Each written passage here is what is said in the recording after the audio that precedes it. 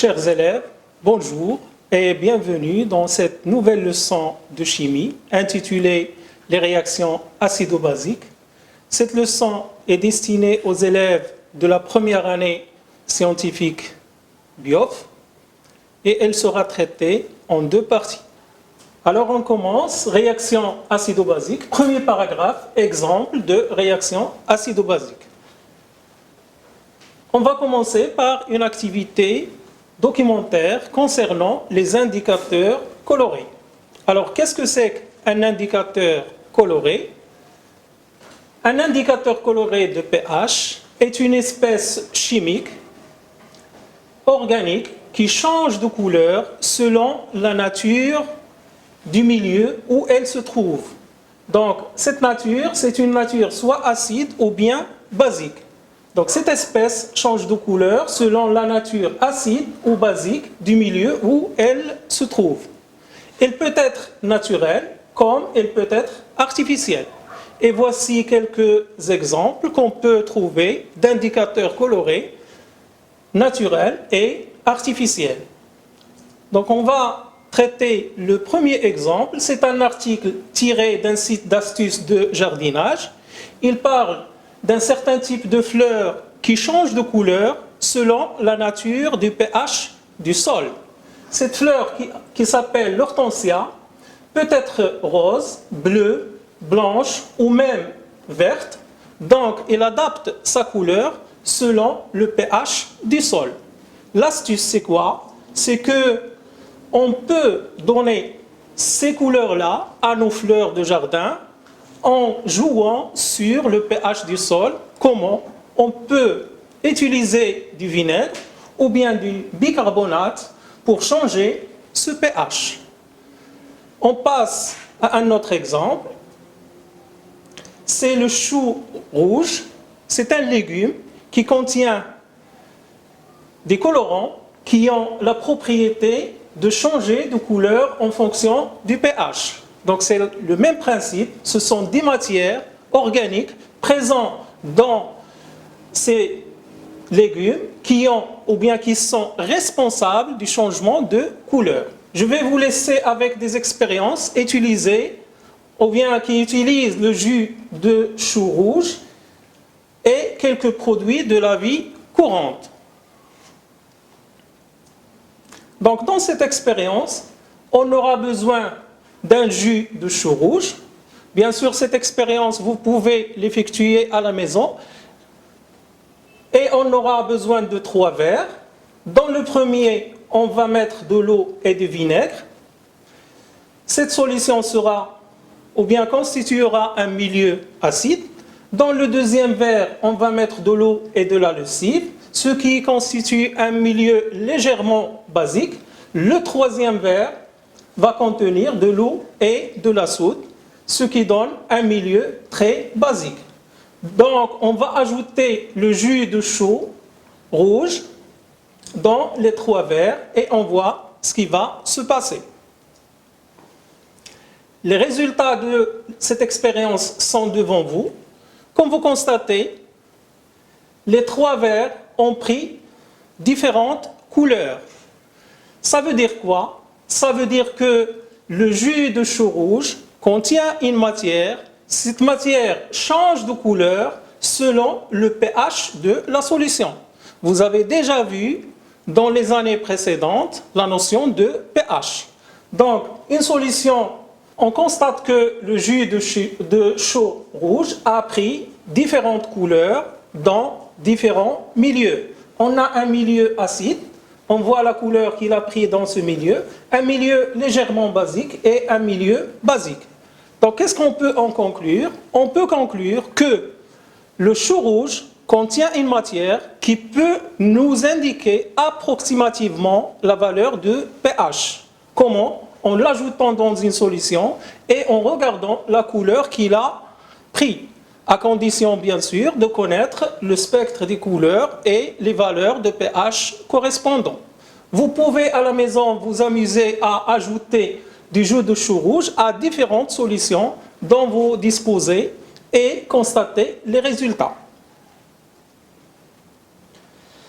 Maintenant, Maintenant, on va s'intéresser aux indicateurs colorés de pH qu'on trouve dans un laboratoire de chimie. On trouve bien sûr plusieurs types d'indicateurs colorés de pH. On peut citer à titre d'exemple le bleu de bromothymol, l'hélianthine, la phénolphtalène, etc. Alors les indicateurs, en général, les indicateurs colorés ont des formules chimiques qui sont très complexes, mais on peut les symboliser par une écriture simple. Ça veut dire quoi? Ça veut dire qu'un indicateur coloré est composé de plusieurs atomes. Ces atomes-là sont associés entre eux d'une façon qui diffère d'un indicateur à l'autre, mais ils ont des propriétés communes qui nous laissent la possibilité de simplifier la formule d'un indicateur coloré. Donc un indicateur coloré est une substance chimique organique dont la couleur varie en fonction du pH de la solution dans laquelle elle se trouve. On admet qu'il y a deux formes, ce qui veut dire deux couleurs différentes. Dans un milieu acide, un indicateur coloré va prendre la couleur de sa forme acide qu'on va noter HIN. Donc cette notation-là, c'est une notation simple. Comme vous pouvez le remarquer, IN, c'est le début du mot indicateur. Donc ce n'est pas la formule, ce n'est qu'un symbole. Dans un milieu basique, l'indicateur coloré va prendre la couleur de sa forme basique, qu'on va noter IN-. Ça veut dire quoi? Ça veut dire que l'indicateur coloré est présent dans la solution, soit avec sa forme acide, qu'on va noter HIN, soit avec sa forme basique qu'on va noter IN-.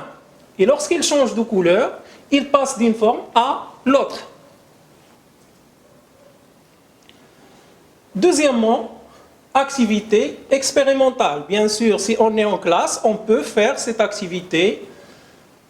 Dans un Erlenmeyer, on ajoute quelques gouttes de bleu de bromothymol, BBT, à une solution aqueuse d'acide chlorhydrique. La solution aqueuse d'acide chlorhydrique contient les ions oxonium, H3O+, et les ions Cl- qui sont hydratés. La solution devient jaune.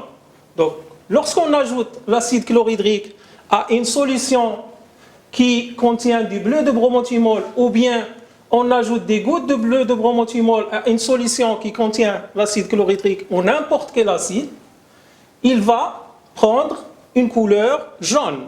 Cette couleur, c'est la couleur de la forme acide qu'on a noté HIN de l'indicateur qui n'est autre ici que le bleu de bromothymol. Le bleu de bromothymol est jaune dans un milieu acide. Si maintenant on ajoute à la solution précédente, c'est-à-dire la solution qui était jaune, on ajoute quelques gouttes d'hydroxyde de sodium. Sa formule c'est Na+, HO-. Il contient les ions sodium, Na+, et les ions hydroxyde, HO-. Alors la solution devient bleue. Comme on le constate, la solution prend la couleur bleue. C'est la couleur de la forme basique IN- de l'indicateur. Donc, quelle est l'espèce responsable de ce changement de couleur? C'est le bleu de bromothymol qui a changé de couleur, c'est-à-dire il a changé de forme. On continue. Si maintenant on rajoute l'acide à la solution, il devient à nouveau jaune. La solution qui était bleue, on lui rajoute quelques gouttes de l'acide, il va redevenir jaune. Et si on rajoute la base, elle redevient bleue. Alors, qu'est-ce que ça veut dire?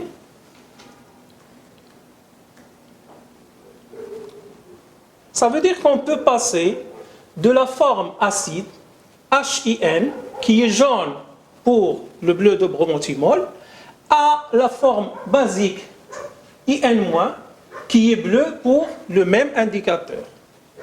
Comment? En ajoutant une base. Donc cela est schématisé par cette figure. Au départ, on avait une solution jaune qui contient la forme acide de l'indicateur qui est HIN. Lorsqu'on a ajouté de l'hydroxyde de sodium qui est une base, la solution a viré au bleu. La couleur bleue, c'est la couleur de la forme basique de l'indicateur IN-. Alors, qu'est-ce qui s'est passé dans cette transformation? Pour répondre à cette question, on remarque la différence qu'il y a entre la forme acide et la forme basique. Alors, quelle différence y a-t-il entre ces deux formes? On voit que HIN, pour se transformer en IN-, a perdu un proton H+. L'ion H+, est appelé proton. Pourquoi? Parce que c'est un atome d'hydrogène qui a perdu son électron. Qu'est-ce qui reste? Il reste un proton. On sait tous que l'atome d'hydrogène est constitué d'un proton et d'un électron. Donc, lorsque l'atome d'hydrogène perd son électron, il ne reste que le proton. C'est pour cela qu'on appelle H+, on l'appelle proton. Donc, HIN a perdu un proton. Ce proton-là n'est pas disparu. Il a été gagné par l'espèce qu'on a ajoutée, c'est la base. Donc, lorsqu'on a ajouté la base, la forme acide HIN a perdu le proton pour se transformer en IN-. Où est passé le proton? Il a été capté par la base. Donc, on dit que HIN a perdu un proton et la base a capté ce proton. Maintenant, on peut également passer de la forme basique, qui est IN-, et qui a une couleur, ou bien caractérisée par la couleur bleue, on peut passer à la forme acide HIN. Comment? On a vu qu'on peut faire ce passage en ajoutant de l'acide chlorhydrique. Donc, on peut passer de la forme basique à la forme acide en ajoutant un acide qui est ici l'acide chlorhydrique. Alors, qu'est-ce qui s'est passé durant ce passage ou bien cette transformation? On voit bien que pour passer de IN- à HIN, IN- doit capter un proton. D'où vient ce proton? Il a été libéré par l'acide, puisqu'on a ajouté un acide, donc c'est l'acide qui a perdu ce proton. Ce proton a été capturé par IN-. Donc récapitulons maintenant en équation.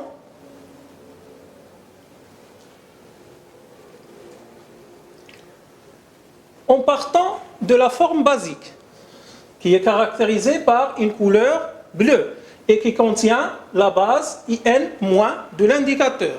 Et on ajoute l'acide chlorhydrique qui contient les ions H3O+. On assiste à l'apparition de la couleur jaune qui caractérise la forme acide de l'indicateur qui est notée HIN. Donc, ce passage de IN- à HIN, on a dit qu'il s'agit d'un proton qui a été capté par IN-. Ce proton-là provient de l'acide. Donc, il y aura un transfert de protons de l'acide vers la forme basique de l'indicateur. Donc, il y a un transfert de protons. Le proton est transféré de l'acide H3O+, qu'on a ajouté, bien sûr, dans l'acide chlorhydrique, vers la forme basique IN- de l'indicateur. C'est pour cela qu'on a vu que la solution a viré au jaune. Si maintenant on part de la forme acide qui est jaune, c'est-à-dire qui contient l'acide HIN, et on ajoute une base qui est l'hydroxyde de sodium, on voit que la solution vire au bleu, qui caractérise la forme basique IN- de l'indicateur. Alors, qu'est-ce qui s'est passé ici? HIN a perdu son proton. Comment? Sous l'action de la base. Donc, le proton a été transféré de la forme basique HIN vers la base HO-. Alors, en général, qu'est-ce qui s'est passé durant ces deux transformations? Il y a, bien sûr, on voit qu'il y a un transfert de protons d'un acide vers une base. Un transfert de protons d'un acide vers une base. Et ce phénomène-là sera caractéristique des réactions acido-basiques. Donc, dans ce paragraphe, on vise à définir une réaction acido-basique. Donc, on a premièrement définition d'une réaction acido-basique. On vient d'assister à une réaction qu'on peut qualifier de réaction acido-basique. Pourquoi? Parce que, par définition, une réaction acido-basique est une réaction qui a, ou bien durant laquelle il y a un transfert de protons. Donc, la définition de la réaction acido-basique, une réaction acido-basique est une transformation chimique impliquant un transfert de protons H+ entre les réactifs. Et c'est ce qu'on vient de voir durant ces deux exemples. Il y a un transfert de protons entre les réactifs. On voit qu'il y a un proton qui est transféré de l'acide vers la forme basique de l'indicateur, ou bien de la forme acide de l'indicateur vers la base. Comment on a su tout cela? En se basant sur le changement de couleur qui a eu lieu. Donc cette expérience a pour but de montrer le transfert de protons qui a eu lieu, et ça nous a aidé pour définir une réaction acido-basique. Donc récapitulons, la définition de la réaction acido-basique, c'est une transformation chimique qui implique un transfert de protons entre les réactifs. On va passer à la théorie de Bronsted pour définir qu'est-ce que c'est qu'un acide et qu'est-ce que c'est qu'une base. Donc, on a défini maintenant la réaction acido-basique, mais on ne sait pas encore qu'est-ce que c'est qu'un acide et qu'est-ce que c'est qu'une base. Bronsted, c'est un chimiste danois. Il est connu pour ses travaux sur la réaction chimique et c'est lui qui a formulé, en compagnie de Lowry, la théorie, dite théorie de Bronsted-Lowry, pour définir les acides et bien sûr les bases. Donc, définition d'un acide selon Bronsted. On dit acide selon Bronsted ou bien acide de Bronsted, c'est-à-dire un acide selon la théorie ou bien la définition qu'a donnée Bronsted. Alors, un acide est une espèce chimique, molécule bien sûr ou ion, il peut être espèce moléculaire ou ionique, capable de libérer un proton H+ lors d'une réaction chimique. Donc, toute espèce chimique qui peut libérer un proton H+ lors d'une réaction chimique est dit acide de Bronsted ou bien acide selon Bronsted. On peut symboliser un acide d'une façon générale par AH ou BH+. Bien sûr, chaque acide a sa formule propre, mais en général, on symbolise l'acide par AH ou BH+. L'acide va libérer un proton selon une écriture qu'on appelle demi-équation. Donc on écrit AH donne un proton et une espèce A-. L'équation est équilibrée. On a A, voilà A. On a H, voilà l'élément H. Les charges dans les réactifs, une charge nulle. Charge négative plus charge positive, ça va donner une charge nulle pour les produits. On peut écrire une seconde forme, BH+, si on a symbolisé l'acide par BH+, donc il va donner le proton, puisque c'est un acide, il va libérer le proton, plus une espèce B. Cette écriture est appelée demi-équation, bien sûr je parle de l'une des deux écritures. Pourquoi? Parce que lorsque l'acide libère le proton, cette écriture-là ne nous dit pas où est passé ce proton. Quelle est l'espèce qui va le capter? Donc c'est la moitié, en quelque sorte, c'est la moitié de la réalité. Il faut noter également que les protons ne sont jamais libres dans la solution, ils sont solvatés. Vous avez vu dans la leçon précédente, qu'est-ce que ça veut dire? La solvatation des ions. Maintenant, on passe à la définition d'une base selon Bronsted. Rappelons qu'un acide libère les protons. Donc, à l'inverse, la base, c'est une espèce chimique qui peut être moléculaire ou ionique, qui est capable de capter un proton H+, lors d'une réaction chimique. Donc, toute espèce chimique qui est capable de capter les protons pendant une réaction chimique est dite base selon la définition de Bronsted. Alors, de la même manière, on symbolise une base par B ou A-. Cette base va capter un proton selon une écriture qu'on appelle demi-équation. Donc B, lorsqu'elle capte le proton H+, ça donne BH+, ça donne une autre espèce qui est BH+. Ou bien si on utilise la deuxième notation, A- plus H+, donc il y a capture d'électrons ici, ça va donner AH. On va prendre quelques exemples d'acides et de bases usuels pour connaître la notion d'acide et de base selon Bronsted. Alors, comme vous le savez maintenant, les acides, ils libèrent les protons. Par contre, les bases, ils captent les protons. On va commencer par quelques acides. Premier exemple, l'ion oxonium, H3O+. En tant qu'acide, il libère un proton, H+, solvaté, et donne une molécule d'eau. Deuxième exemple, l'acide éthanoïque.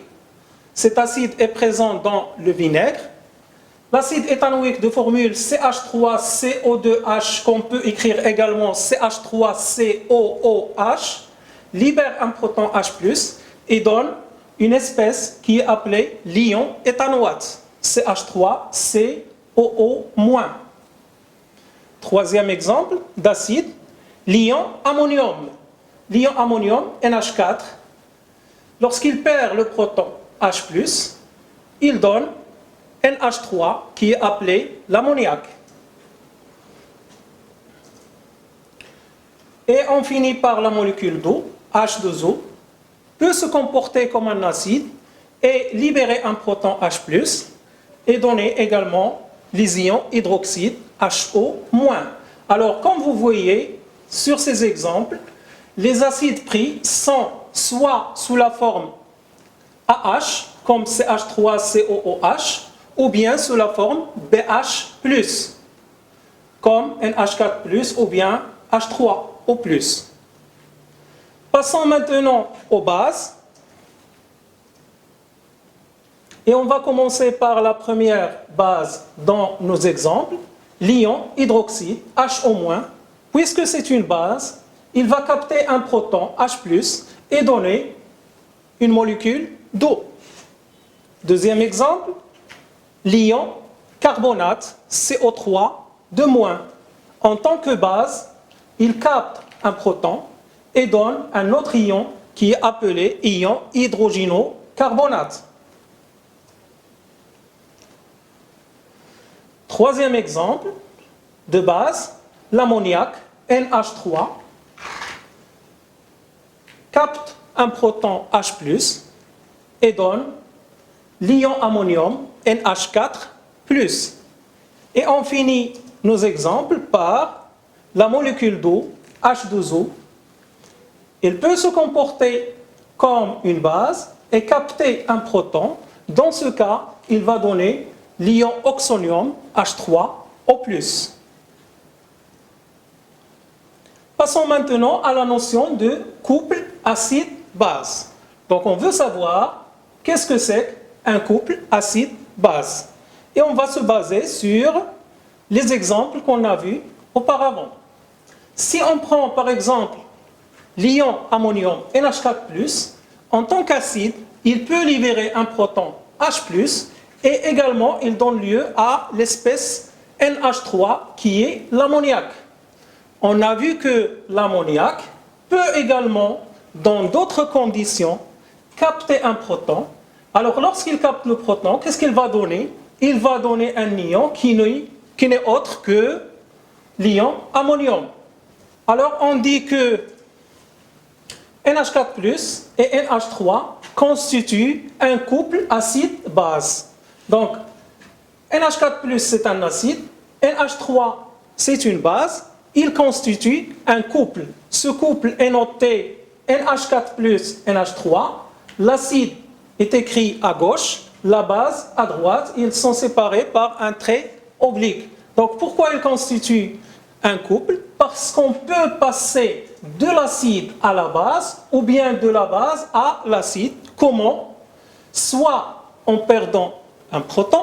Pour passer de l'acide à la base, NH4+ perd le proton. Pour passer de la base à l'acide, NH3 gagne le proton. Donc on dit qu'ils forment un couple acide-base et on écrit que NH4+ peut libérer un proton et donner NH3 et inversement, NH3, lorsqu'elle capte le proton, bien sûr dans d'autres conditions, il va donner l'acide NH4+. Ces deux espèces-là sont dites conjuguées et ils forment un couple. Alors, quelle est la définition d'un couple acide-base? Deux espèces chimiques constituent un couple acide-base s'il est possible de passer de l'une à l'autre par perte ou par gain d'un proton. Et c'est ce qu'on a vu pour l'ion ammonium et l'ammoniac qui sont ici notre exemple. Ces deux espèces qui constituent le couple acide-base sont dites conjuguées. Ça veut dire quoi? On dit que NH3 est la base conjuguée de l'acide NH4. Lorsque je parle de l'acide ion ammonium NH4+, sa base conjuguée c'est NH3, l'ammoniac.